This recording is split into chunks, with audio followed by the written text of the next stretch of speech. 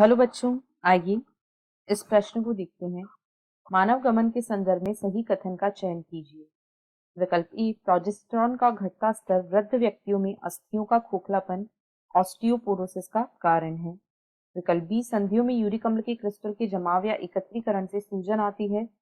विकल्प सी, कशेरुक दंड में 10 वक्षीय कशेरुक होते हैं। या विकल्प डी, समीपवर्ती कशेरुकों के बीच का जोड़ या संधि तरलमय अथवा रेशेदार होती है। इस प्रश्न की जो मुख्य अवधारणा है वह है गाउट। यहाँ पर हम देखेंगे कि गाउट जो है यह क्या होता है और इसका क्या कारण होता है। तो संधियों में यूरिक अम्ल के क्रिस्टल के जमाव के कारण संधियों या जोड़ों में यूरिक अम्ल के क्रिस्टल के जमाव के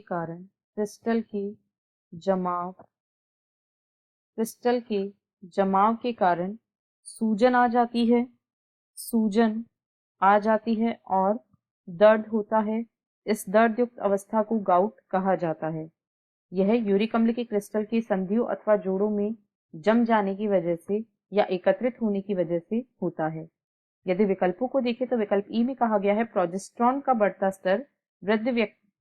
का घटता स्तर वृद्ध व्यक्तियों में अस्थियों का खोखलापन या ऑस्टियोपोरोसिस का कारण है। तो यह गलत है। जब बढ़ती हुई उम्र में एस्ट्रोजन का स्तर महिलाओं में कम होता